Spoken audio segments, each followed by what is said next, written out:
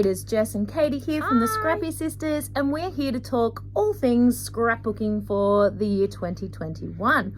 We've been asked by a couple of people about what our goals are going to be for this year and what our aims are for this year with the channel and just with our scrapping life. So we thought we'd pop on in and do a quick little video just to let you know what our goals are and what we are focusing on for 2021. Yes, and sorry, there'll be background noise. The pool pump's going, the kids are outside with the grandparents and the partners, so it's a bit loud, crazy. We're on holidays, but we haven't been sort of in the same room before in a few months, so it's now or never to do a face-to-face together. Or if we are in the same room together, there is no one to help supervise small children at the same time, so it's either that kind of noise or them in the videos. So this was the best we've got. Yeah, exactly. So we did prepare some notes but we do have a few goals I think that are pretty similar. Oh, here comes the small child now. Hello, you want to come and say hi? I thought you were hiding. Can you say hi, Thomas? Hi. You say I'm Thomas. Mummy and Auntie Katie filming a video, so you have to be quiet. Okay, you can do that. So we've of course got a list of like goals that we want to do that are things like, I just want to get this done. Like I want to finish an album that I'm halfway through, or I want to, like I haven't started my December daily for 2020. Not because I'm behind, like I deliberately have waited. We'll probably do that as a Christmas in July. But I want to do it so you know, those kind of things are on our list. Like I want to finish Tom's 1 year album, I want to finish my wedding album, that kind of stuff is on there. Me too. But we've also well, I've got Lincoln's first year album as well, but that's digital. I'm doing digital Project Life, and then I decided to do digital Project Life for 2020. I'm scrapbooking normal 12x12, traditional 12x12, but I also want to do a digital PL for 2020, but I haven't started. And I'm only about like 15 weeks in. I think we're about to get some more children coming. I think we might be too. So just in the terms of what I want to finish up, I am pretty good with my 2020 PL / 12x12 album.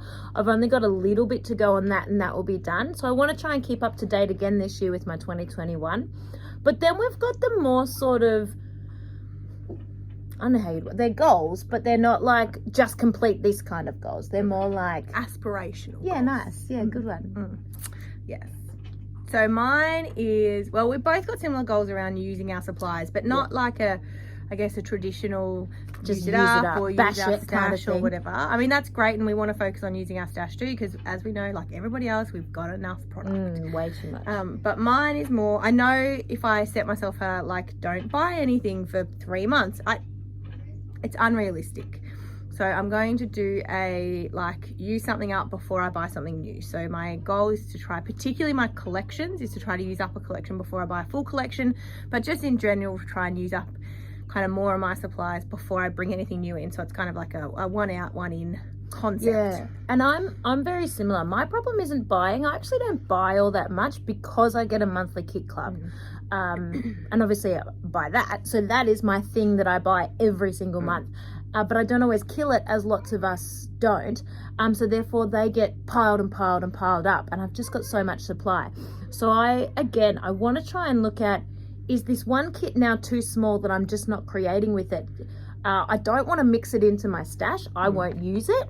How can I combine it with another kit? How can I grow it to make it a useful product that I am then actually going to use it and bash it and do something with it?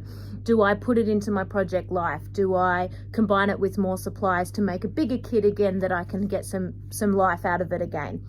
I'm not 100% sure how that's going to look for me, but that's sort of my goal as well. And the purpose of that for me is we're actually renovating our house.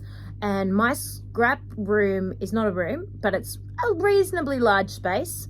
It's like a whole wall, and it will need to come down to the size of one singular desk, which is fine, but I've got a lot of supply, and that I can't fit all of that in my now smaller space.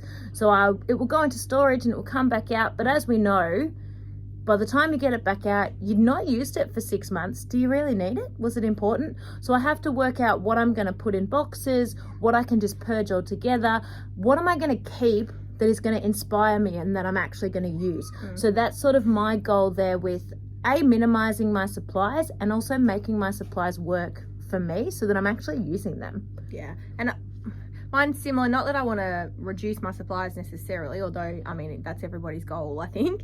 Always. But it's about, for me, when I do purchase something, I just want to be more intentional with what I'm buying. Yeah. You know, do I love it? The whole Marie Kondo, does it bring me joy? But, you know, do I love it? Is it similar to a collection I already have? Do I really need it? Or am I just buying it because it's FOMO and everybody else is getting it and I it's saw that beautiful layout and now I want it too. Which, you know, we all fall prey to, and that's fine. Like, we all love pretty things. That's why we do this hobby. But, you know, I just want to kind of sit with things a bit more and go, do I really love this? You know, do I need it? And if the answer is yes, fine, then I'll get it. Yeah. But, you know, just to sort of sit with it a bit. Because sometimes I think as well, especially collections from the same person, like often said person, Katie, will bring out a new supply. I'm like, oh my God, I love it. I want that collection. But then I actually realized, I could just buy Katie's new ephemera and mix that in with Katie's old supplies. They actually complement each other. And so I've not missed out. Yeah, absolutely. But I'm still using supplies I already have. And I think I need to do that better as well, because I tend to just buy all the things. Same. And, you know, like, I love Cocoa Vanilla and I've bought everything that Cocoa Vanilla has. And to be honest, I probably still will. Any collections they bring out, I'm going to buy them, and that's fine. But I was definitely guilty of hoarding my Cocoa Vanilla collections. Yes. So I'm like, I love it. Why am I not using it? Like, I need to use it and get it on a page. So I've been good about that in 2020, and I've used a lot, but my focus is definitely, like, when I get a new collection, if that's what I've chosen to buy, then I'm going to use it straight away. I feel like that's a thing. There's been a lot of talk lately about it's just paper and just cut into it and just use it. That was something I super struggled with. You cutting a 12 by 12 piece of paper or using a 12 by 12 piece of paper that was so beautiful. I super struggled with that, and I've definitely got better the more scrapping I've done. And definitely taking that, I love it, so therefore pick a beautiful picture. Pick a picture you love and use it. Yeah, for sure. Exactly. And I used to need, you know, multiples of every paper, and because I didn't want to miss out. I didn't want to use it up and then it was gone. But I think now it's like, but that's the point, isn't it? You get the collection and you use it up. And you made an amazing page. Yeah, exactly. And you love that supply and you love that photo. Now, bam, look at them together. This is my favorite layout. Yeah, exactly. So I'm just, you know, and that's hard. It's hard. I acknowledge it's hard, but I'm going to try. Hello, Thomas. Something else that is sort of one of my goals this year as well that is hard. I do project another one. I do Project Life. I think Grandma's just got home. I do Project Life, and I love Project Life. You can't don't touch that. Sorry. I love my Project Life. Project Life works perfectly for me because I can get a lot of photos on a page, and You're trying to play with things that we're not supposed to touch. No. I can get a lot of photos on a page. I can document a lot of what happens throughout our week. All that sort of mundane stuff that I feel like doesn't need a 12 by 12. Yeah. But I want to remember it. This was my life with these boys. I don't want to forget this stuff. So I want to try and do something that gets some love back into making the Project Lives, because for me, they're the thing that holds me back in being up to date with my family albums. I do the 12 by 12s and I love them. And I put off the Project Lives. I love printing the photos and just putting those into the pockets. That's why this year's Project Life has been just super chill. Like hardly any embellishing, hardly anything. And I need to do something. I think that's why I like the digital. And I know I've only done, you know, the first 15 weeks of Lincoln's first year, but it's allowed me to put all the photos in that I want and do a lot of journaling because it's digital. Yeah. And I think for me, that's like, I want to journal about, particularly for Lincoln's first. She's using the Project Life app, by the way. I am using the Project Life app, yeah. But I like to be able to do, there's a lot I wanted to say. And again, particularly because there was a lot to say about Lincoln's first year. Like, I want to get all of that out before I forget it. Yeah. And the digital allows you to do a lot of journaling. So I think you're right. I think I need to have a look at digital for that same reason, because I don't love the Project Life. And then it's less albums. And I also love that you can just sit on the couch and do the digital. Yeah, you can. I find it really hard to also prioritize the time. Yeah. I'm like, I've got this window of time to scrapbook. Well, I'm not doing Project Life then. I'm going to do a 12 by 12. That's true. So I find that, so I love that aspect of it. I'm worried about printing it. printing 12 by 12 here in Australia is not super easy or super cheap. That's true. So that will be interesting. But again, save up your entire album, send them all away at once. Yes, it'll be expensive, but you only do it once. Well, I'll print mine in a book, but you probably want to put yours in. I was going to say, but I thought I needed to put them in pockets so that they alternate. Yeah, I'm not going to do that. Yeah, okay, I see what you're saying. Yeah, so you'll mine keep in a little book. And so you'll have a book of Project Life, Correct. and then you'll have just an album or two of 12 by 12. 3. Yeah, exactly. Right. Okay, I can see that. So my other issue with Katie's Way, and there's no issue with it, is my concept of using my kits. Correct. So 2 years ago, not 2020, but 2019, I used my monthly kit as a month in my page. If you've been watching us, you'll know that. So I had my 4 12 by 12 layouts, and I had my 4 Project Life spreads. They were all made with my kit. They kind of all matched together. This was January, and then this was February. And it was a little bit restrictive, but it was absolutely amazing for killing up that kit and for using that kit and for getting those supplies done, which I did not do this year. And I adored being able to mix and match all my supplies and just use whatever I wanted whenever I felt like it. And this supply matches this photo and this supply matches that photo. So I'd much rather that, but I've got so many kits left over now.